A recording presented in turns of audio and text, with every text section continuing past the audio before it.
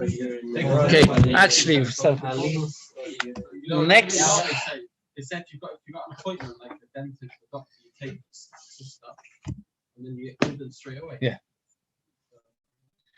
The next day or two, next 2 days, we're going to be very busy learning about Por Aduma. It is very, very worthwhile, especially those who don't have art school, to get themselves a Chumash, Parshas Chukas. Not so much for today, for tomorrow, even more important. But okay, we'll see whether. Okay, more for tomorrow. But actually, I don't know if you can get a Chumash. Maybe there's a Chumash. You got a Chumash there. What's that next to you? Okay. Yeah, guys, I get a few Chumash. How many red strings do you know about? 4. Very good. Who said 4? What are the 4 red strings? Where? Where was this? There's more. There's more than one. One on the soil, one on the Pora Aduma, which you threw into the fire. One for the Mitzvah, and there's a 4th.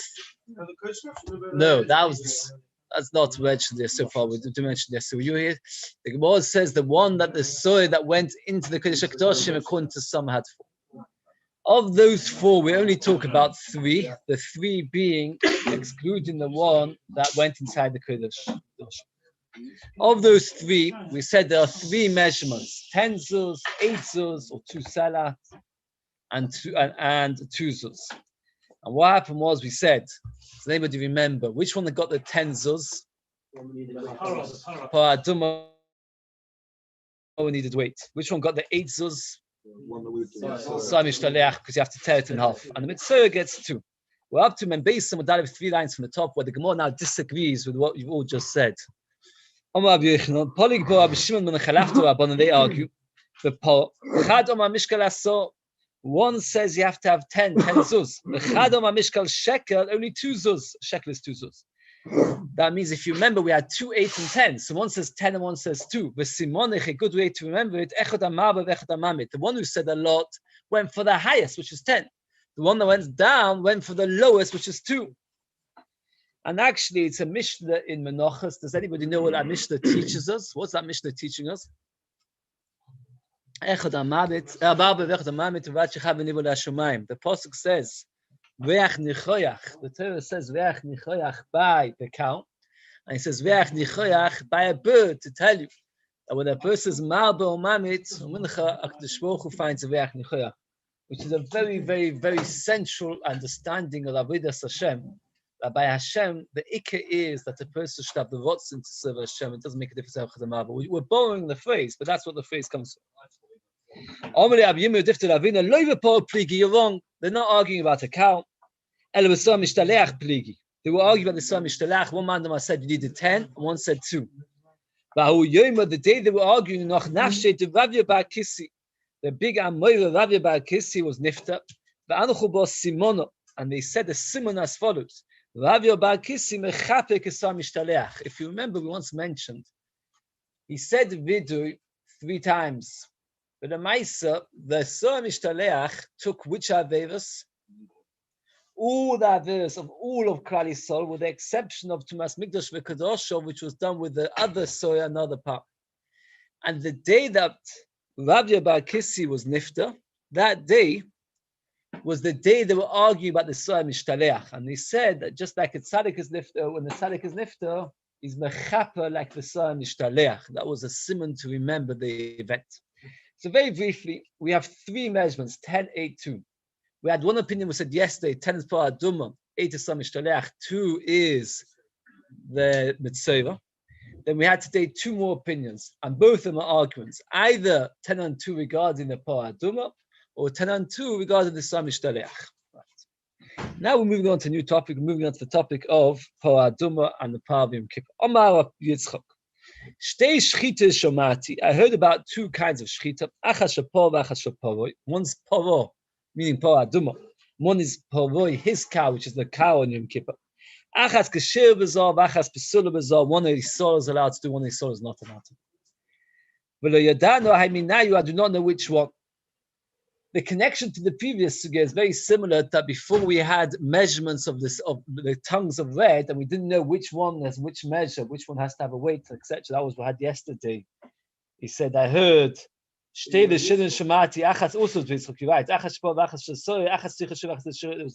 was the first of the wide lines on yesterday's Daf Malach from the Beis. So go similar expression. So I was told that one Yisroel is allowed to shecht and one Yisroel is not allowed to shecht, and I don't know which way around. Very briefly, we should get a tiny bit of the halachas of the parah. The parah duma was a cow. It wasn't essentially a korban. It wasn't really a korban. It wasn't brought in the Beis Hamikdash. It was brought far away in Hazes. And what happened was it was shechted and then burnt, and then into the fire was thrown.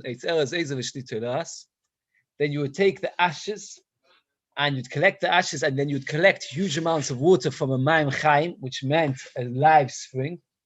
You'd put the ashes into the spring water, which was in the keli. You'd sprinkle it on somebody, and that would make a person toy from Tumas Meis. That's the basic procedure. Now, there was many different parts of the avodah, from collecting the ashes to throwing the things into the fire, to sprinkling the blood. Before, after you shecht, you have to sprinkle the blood, to shechting it. And we're going to have a great discussion now.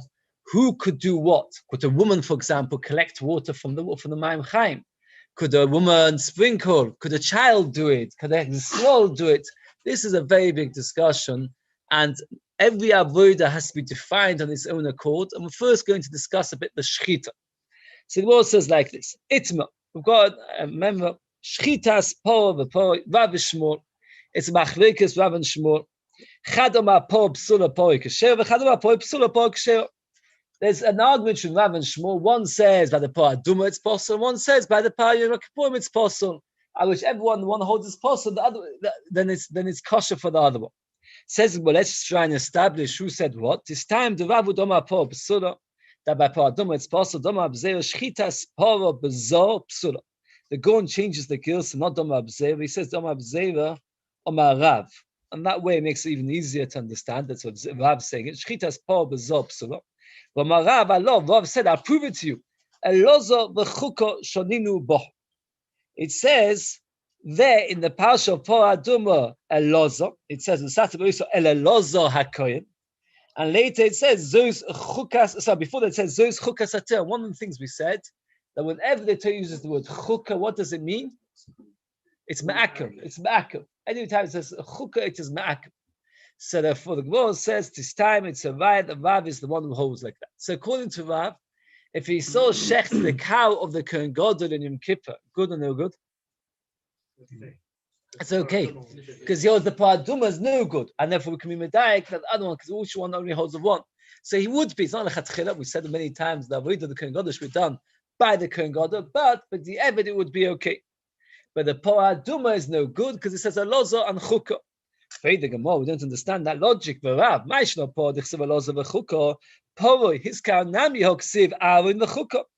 comes to the avodah on Yom Kippur, it says v'hikiv Aaron esparchatos. And at the end of the parsha, the end of the whole part of this chapter, it says so. It says clearly Aaron and Chok. And we said Aaron and Chok means it's ma'akev, and it says Aaron. Says the Gemara, shchita lav avodah. Shechita is not an avodah. As we've said many times, shechita is not an essential part of avodah. It's all many times allowed to do it. So therefore, even though it does say Aaron, and even though it does say chukah, it's referring to what? It's referring to the avodah has to be done by Aaron, and then it's ma'akev. But something which is not an avodah. For example, let's say you'd have somebody passing him the knife. There would be no question he saw could pass him the knife. Why? Because it's not an avodah.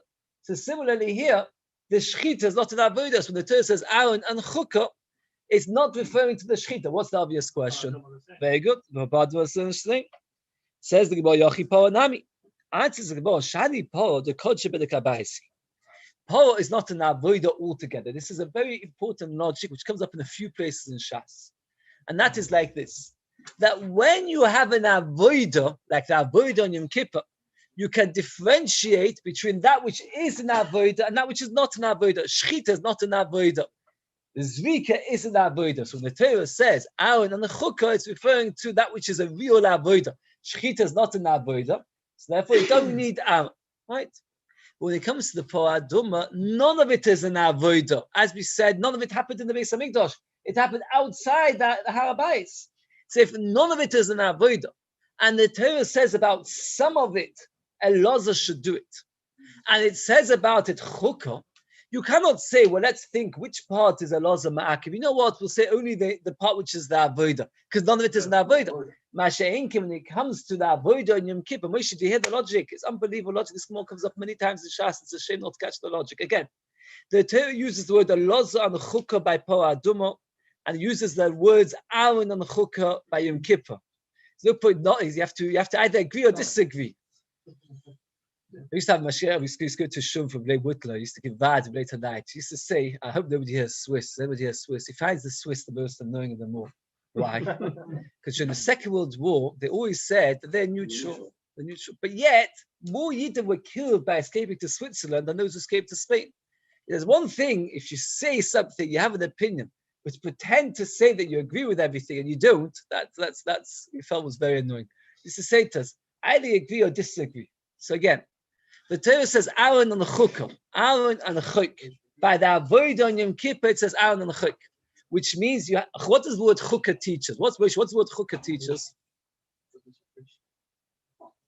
He's being attacked in too many quarters. What's Shalom? What does the word Chukah always teach us? Chukah. What's the word Chukah teach us? It's ma'akev. Chukah means it's ma'akev. Whenever you see the word Chukah in the Torah, it means ma'akev. You should remember this. We come to Zvachim many times. God says it. Chukah means ma'akev. That's what Chukah means. Again, so the Torah says Aaron should do it, and then it says Chukah. From there, we would understand that it's ma'akev. Yet we said that the Shechita can do it by Yisroel. What's the logic? So we said because the Shechita is not an avodah. Says the Gemara, if that's the case, by Parah Adumah, we should say the same logic. By Parah Adumah, we should say it says Elazar and the Chukah. Says the Gemara, no. And therefore the Shechita is not part of that avodah. It's not ma'akev. What's the Gemara answer? There's a fundamental difference. By the Kohen Gadol, some of it was an avodah, some of it was not. So you can say the Chukah was referring to the avodah. By the Parah Adumah, none of it was an avodah. If none of it is an avodah, and the Torah says Chukah, obviously it's all ma'akev. The Gemara, even with all this beautiful logic, we're still not happy. It should still be a kal v'chomer, meaning that if already we see that when it's not an avodah by Parah Adumah, when it's not an avodah in Yom Kippur, he holds that he saw is okay. Kal v'chomer when it comes to the Parah Adumah, which is even less, because at the end of the day it's not an avodah. None of it is an avodah. Of course, he saw should be okay. The halach is tzavas is only established by a kohen. Now, tzavas is not an avodah. Nobody would ever suggest that that's an avodah. You could be living 100 miles away from Yerushalayim, and you go to a kohen and say, I've got a white spot. Is it a tzavas or not? And only a kohen can define it. So we see that the necessity of having a kohen is not to do with whether it's an avodah. Once we see that piece of logic, that needing a kohen is not dependent on whether it's an avodah or not, we go back to the logic we just said. And that is like this. Now, when it comes to the kohen on Yom Kippur, we say, the Torah says chukah, says ma'akev, but only that which is a real avodah. When it comes to the Parah Adumah, the fact is that none of it is an avodah. The Torah says chukah must be all ma'akev. Oh, you're going to say it should be, it doesn't make any sense. It's something which is bedek habayis, and you should have to have a kohen. Yes, we see such principles, because Ma'aris the goyim is not an avodah, you need a kohen. Okay. So now we're happy with Rav's opinion. Let's summarize Rav's opinion. Rav's opinion is the Parah Adumah had to be shechted by a kohen. The Parah Yom Kippur could be shechted by a Yisroel. Even though by both it says chukah, nevertheless the word chukah is only ma'akev by Kohen Gadol, which is avodah, not by the Kabbalas. Frei the Gemara. What about Shmuel?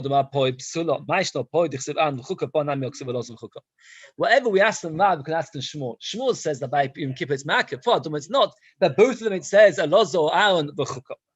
Shani hasam dichsiv v'shachat oisa lefonov. It should be shechted in front of him, which clearly says, what does it mean shachat oisa lefonov? That he doesn't shecht it. The pasuk itself takes away from Elazar's job, and it says like this. Give it to Elazar. He takes out the shachat oisa lefonov, shechted in front of him. Clearly says he don't need Elazar to shecht. Answers the Gemara.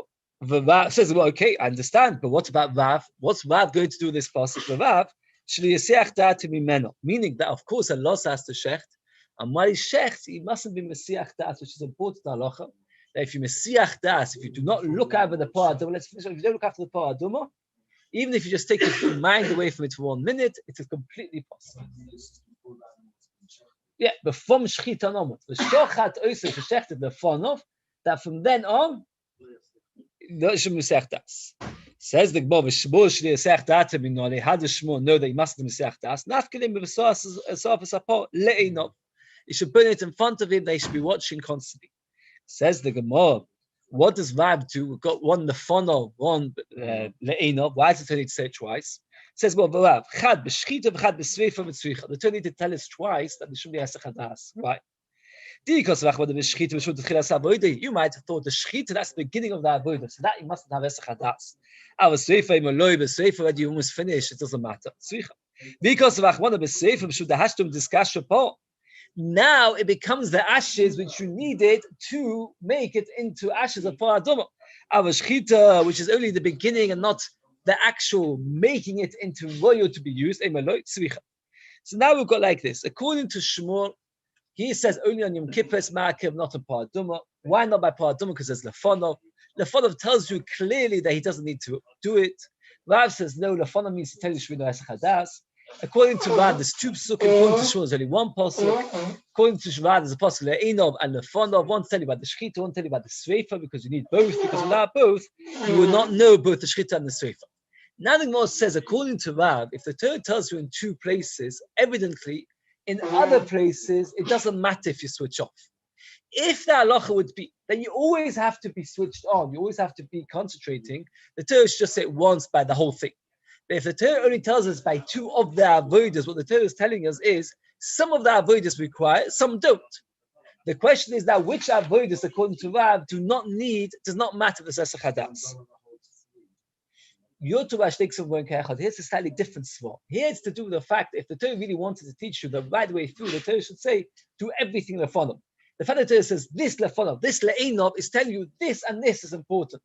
If I say to you, when you bake the matzahs, make sure that you knead it quickly, and that when you roll the pin, it should be quickly. So they can understand that the baking is not important, or that the mixing of the fine water is not important, because it's not the same as fixing. It says the Gemara, gathering the ashes, or filling the water to put it into the ashes. Says the Gemara based on the top of the page, the mishmeres may nidok. There again it says mishmeres, which means to be guarded. When you throw the things into the fire, you can switch off. You do not need to concentrate all the time. There's a fundamental machlekes, couple of machlekes Rashi and Tosfos here. I just bottom Rashi, because Tosfos is quite similar to the Shonim. Rashi is lekiddush. Put the water on the ashes. Put the water on the ashes. And Tosfos does not agree with that. Tosfos says, I'm just trying to see. I saw this Tosfos a minute ago.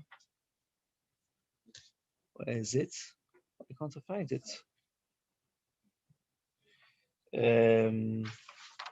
This is Shonim. Sorry, Tosfos doesn't agree. I just can't find the Tosfos where he says it. Tosfos says that's incorrect completely, because you don't put the water on the ashes, you put the ashes on the water. I'm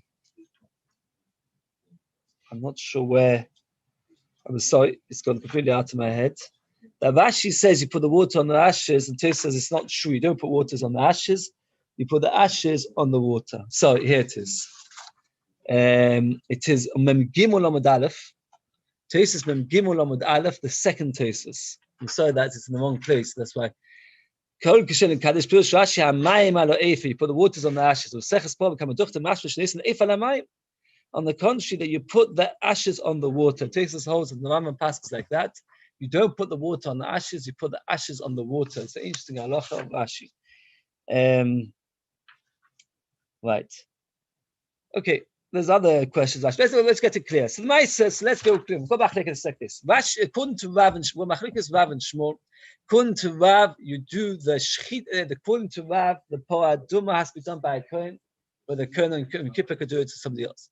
According to Shmuel, it's vice versa.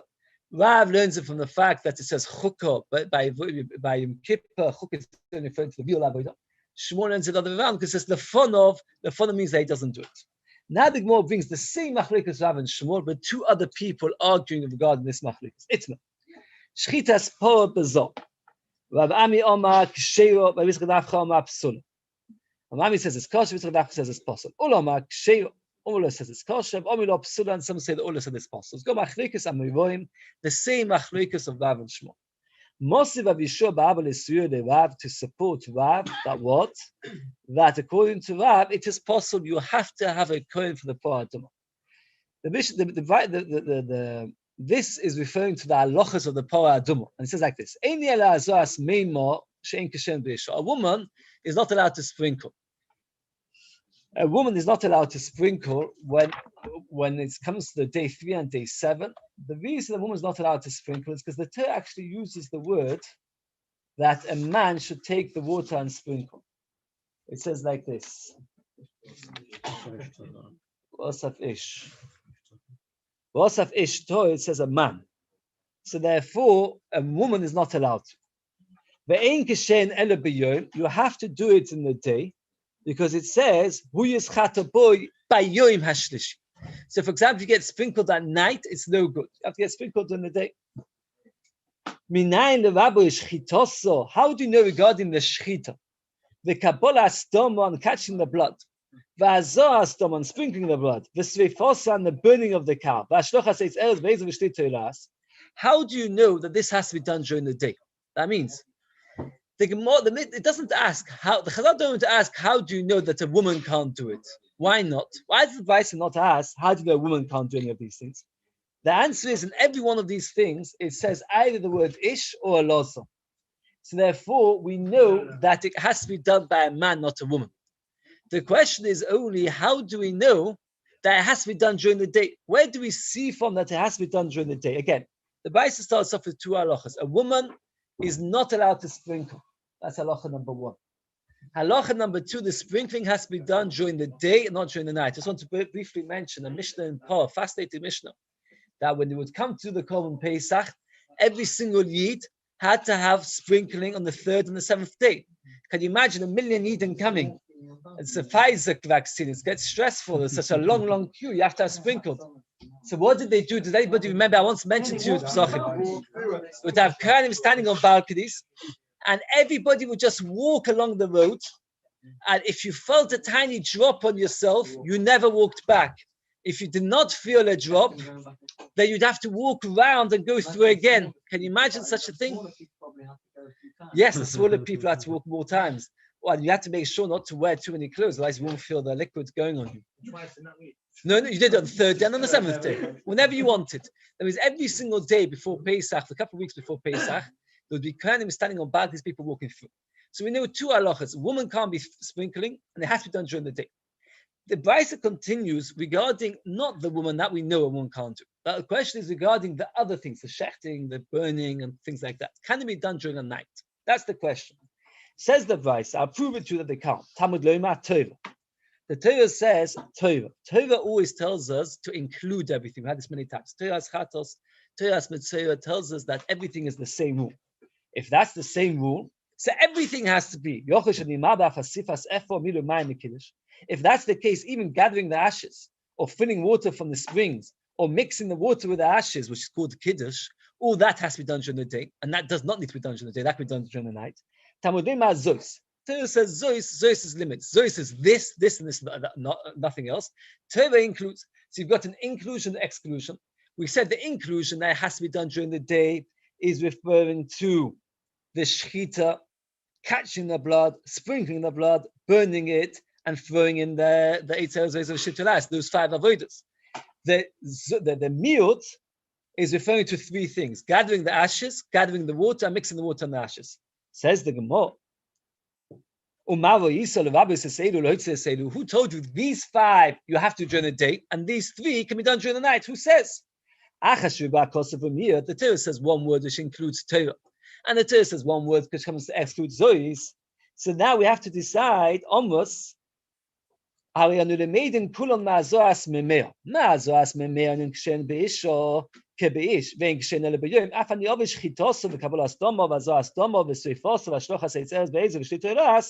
Hoil v'engshen be'isha kebe'ish engshen ele b'yoyim. U'moitza ni asifas efo milu mayim v'kiddush hoil v'engshen be'isha kebe'ish engshen nami b'yoyim u'balayla. That means we have 8 different avodas. 5 we said have to be done during the day, 3 can be done during the night. That's why the 3 that can be done during the night. That's gathering the ashes, gathering the water, mixing the water with the ashes. The 5 that has to be done during the day is the shechita, the catching the blood, sprinkling the blood, the burning, and the throwing things into the fire.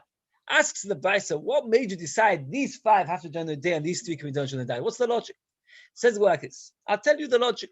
The pasuk also says that that regarding the sprinkling of the me'ah pal, that it has to be done during the day. So it says, "Who's chata boy beyoyim on the day hashlishi," and it says, "Vasaf ish a man." So we make a comparison. Anything which has to be done only by a man, not by a woman, has to be done by the day, because we see the correlation. Because regarding the sprinkling of the ash, of the water of the ashes, it says 2 halachas. Not a woman, not a night. So we're going to make a mamatinu. Anything which a woman's not allowed to do can't be done at night. Anything which a woman can be done. So it's not in that general rule. So if it can also be done at night. Says days tushkir. So now the Gemara says this is a right to Rav. What's Rav's opinion? Is Yisroel allowed to shech the paraduma? No, Yisroel is not allowed to shech the paraduma. And this we wanted to bring as a right to Rav. Says the Gemara. What exactly is the right? What is the proof? What's the question? If you're saying, since the Beis tells us a woman's not allowed to, also Yisroel's not allowed to, what's the logic? It's not necessarily true. The sprinkling is permitted to be done by Yisroel, and yet a woman's not allowed to do it. So you can't say just because the Beis says you're not allowed to have a woman shechting, that proves you can't have Yisroel shechting. So if the whole proof for Rav, what was Rav's halacha that Yisroel is not allowed to shecht? Says the Gemara, what's the proof? Because a woman's not allowed to shecht. That's nothing. The fact that a woman's not allowed to shecht doesn't teach you that a man's not allowed to shecht. Says the Gemara, I'll tell you what the proof is. Oma abaya hanu tiyuvtik. Isha my tama. What's the logic of a woman? What that is forbidden? Because Allah of Isha we darshan. Because the Torah doesn't say anywhere that a man only a woman. The only place it says that it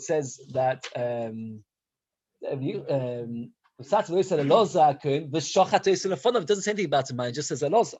So a loza of reisha, zonami a loza of reizo. That means the only place we have a proof that a woman can't shecht is from the fact that it says a loza. And if you're going to learn from a loza, so you can't have Yisroel either because a loza was a kohen. Meaning like this, the Rav understood when the Torah says a loza, it is being dafka, it's being important, it's emphasizing. Shmuel said not. He said the shochat oisel fun of means that loza doesn't need to shecht, he just needs to be watching the shechita. So according to Shmuel, you have no reason to say that a woman's not allowed to. So if he's got no reason, he's got maybe a soul, so therefore his soul should also be allowed to. And yet the Beis clearly says that a woman is not allowed to. So according to Shmuel that he says a soul's allowed, you've got no reason to say a woman's not allowed. The Beis clearly says a woman's not allowed. So we've got a raya to Rav that you have to have a kohen shechting the po'adumah. Right. Now the Gemara goes back to the story of po'adumah, and the Gemara goes literally posuk by posuk. Most of the psukim or parshas chukas. That's why I said if you've got a chumash in front of you, it's a huge help. And what the Gemara does is like this. The Gemara says there's 2 ways to understand following sentences. There's a way which is called moitzi miyad mashma.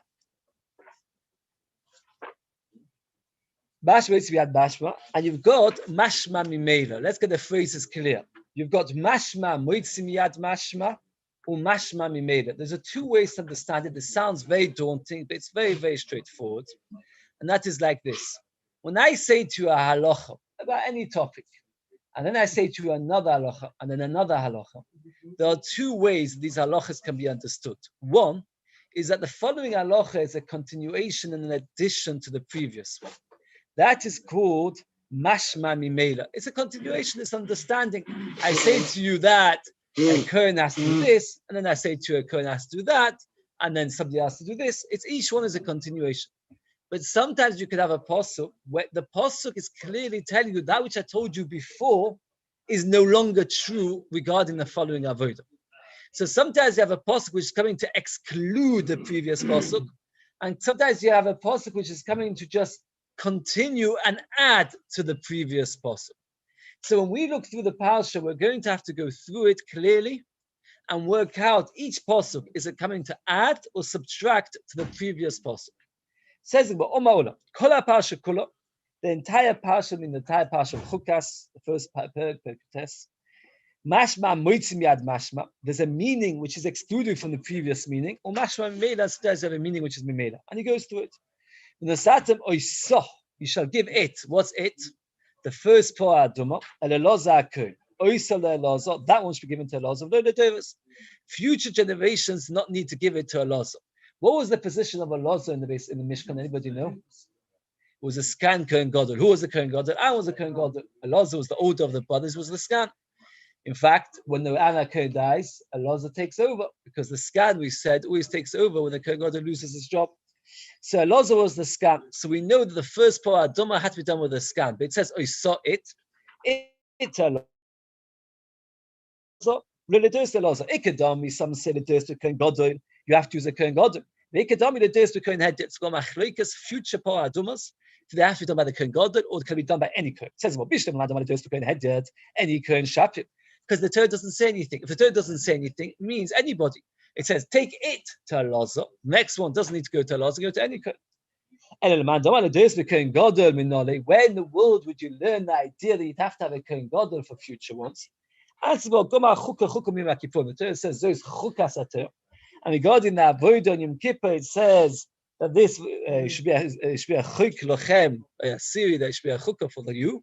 Just like the avodah on Yom Kippur has to be done by Kohen Gadol. Also, the avodah for Aduma has to be done by Kohen Gadol.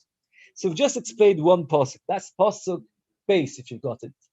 It says like this: the pasuk Gimel, Satam oiso, you shall give it only this one and Elazar. Voitzi oiso. We'll continue with that pasuk. Voitzi oiso. You can't take two cows with it. Anybody want to suggest why would you want to take two cows together? Because it makes them too much. What? It makes them too much. No, not moash. I didn't mean they should do two at the same time. In case one comes first. So I tell you what the Rishonim will say is that like this. That it's not easy to move a cow. The normal way to move a cow, take a rope, tie it around its neck, and schlep it. Why can't you do that here? Not because of mum. Once it's carried a yoke, even just one rope, it's possible. So you can't put a yoke on it, you can't put a rope on it. If you can't put a rope on it, what are you going to do? Stand behind it and push. So therefore, what you do is you take other cows, which you pull with a lead. I don't think the right word is a lead. The lead is for a dog, a yoke. And then the other cow will follow through. Says the Torah, you're not allowed to. Let's do it inside. You can't take out a black one. The word people will say, hey, you took a black one and a red one. They'll think the black is good enough. Don't take out another red. They shouldn't say you're allowed to shech two at a time. Rabbi Yoma, it's nothing to do with the fact that people watching will get the wrong end of the stick and come to the wrong halachas. The Torah says the Torah says is coming to limit. The Tanakhama, why does he have to come up with the logic? That if you take another cow, either a black one, people will think that you're allowed to shecht black cows for Aduma. And if you take out a red, they'll say you need to shecht two. I'll tell you a much simpler reason. The Torah says, take it and no more. Why does he have to come up with his own logic? Answers the Gemara, man Tanakhama, Reb Shimon is the one, having to bomb is the main place, where when the Torah tells us halacha, we work out the logic of the halacha. Says, well, and therefore the Torah tells us, don't take it out with another one. Why shouldn't you take it out with another one? Let me like this. Everybody agrees that the Torah says, take it and not another. Everybody agrees with that. Everybody agrees with that. So the question is only, what's the difference between Tanakhama and Shimon? Rabbi says, the Torah says. I don't want to think about why the Torah says. Rabbi Shimon says, I'm going to think about it. And I'll explain to you. The reason why the Torah says is because if you take another one, what are you going to take? If you take a black one, people think you can shecht a black one. If you take a red one, people think you do too. It says, well, my b'dai, what difference does it make if you think about the reason or not? Top line. If you want to take a donkey with it. According to Rabbi, are you allowed to take a donkey with it? No. The Torah says, take it and no other. But Rabbi Shimon delves into the reasoning of the Torah.